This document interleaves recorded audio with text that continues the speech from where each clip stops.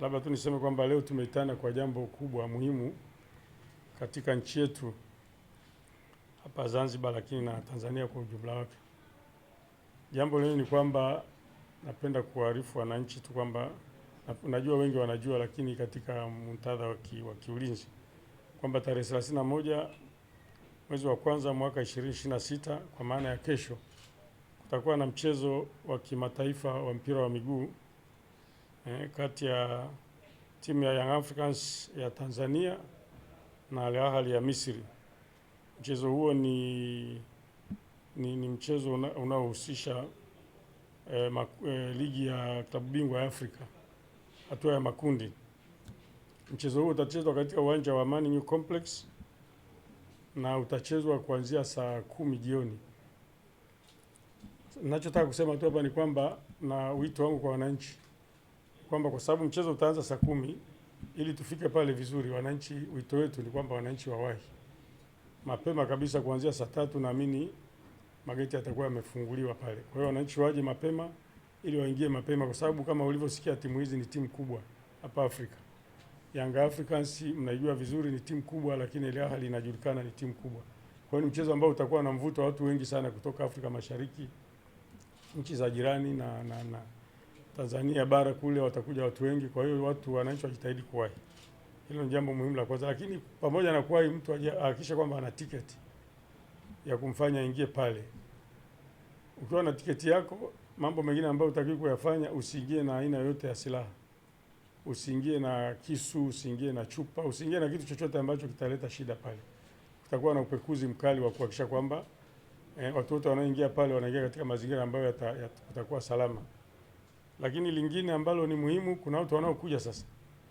Wengine wanataka kuangalia mpira, lakini kuna wanaokuja wanataka kupata mitaji. Sasa niwape tahadhari tu kubwa. Wale ambao wamekuja kuiba, umetoka Dar es Salaam, umetoka si wapi huko, umetoka Kwarara, unaenda pale kwa lengo la kuiba, utaumia. Tutakuwa na ulinzi mkali. Vyombo vyote vya ulinzi na usalama vilivyoko katika mkoa huu, jeshi la polisi na vyombo vingine vyote, tutashirikiana kuhakikisha kwamba mtu anayeingia uwanjani anarudi na kitu alichoingia nacho. Kwa hiyo kama mtu alifikiri ataenda kule kutafuta mtaji, aibe simu, aibe vipochi, sio aibe nini, ili kesho afungue banda la kuuza chips, hiyo afute hicho kitu, hiyo nafasi haitatolewa.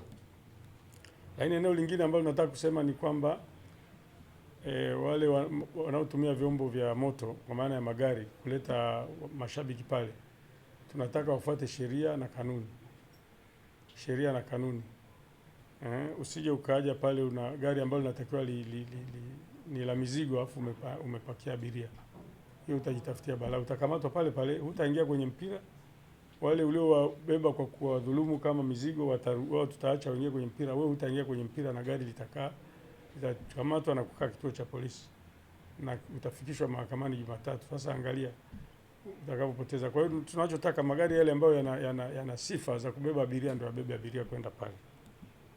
Jambo lingine, tutoe wito tu sasa kwa heshima hii ambayo tumepata kutokana na kuwa na uwanja mzuri. Watu wote watakaoingia pale uwanjani tushangilie vizuri bila kuleta vurugu, bila fujo. Tunajua wale wenzetu wanakuja kule, tuliona mechi iliyopita na miale ile ya moto na nini, mafashifashi, hilo tutadhibiti. Kwa mtu asijaribu kabisa kuingia na vitu ambavyo vitaleta usumbufu pale, vitafanya ule mtiriko wa kuangalia mpira upotee. Kwa hiyo wananchi waangalie vizuri, na wale Waarabu wale nitoe wito kwao pia, kama wanasikia Kiswahili au mtu wote atawatafsiria, ni marufuku kabisa kuingia na vile vitochi vyao. Unaona kule Morocco wamepigwa faini kule. Kwa hiyo na sisi tutasimamia hapa, tutashirikiana na timu ya Yanga, tutashirikiana na CAF, uongozi wa CAF, ZFF, TFF, kuhakikisha kwamba mtu yeyote atakayefanya mambo hayo ya hovyo tunamtambua kwa haraka na tunamzuia asifanye, lakini atapata adhabu. CAF wenyewe wanajua kama walivyofanya kule Morocco. Kwa hiyo ninachotaka kusema tu ni kwamba mpira huu ni furaha kwa watu wa Afrika. Kwa hiyo watu waingie vizuri, tutahakikisha kwamba wanakuwa salama.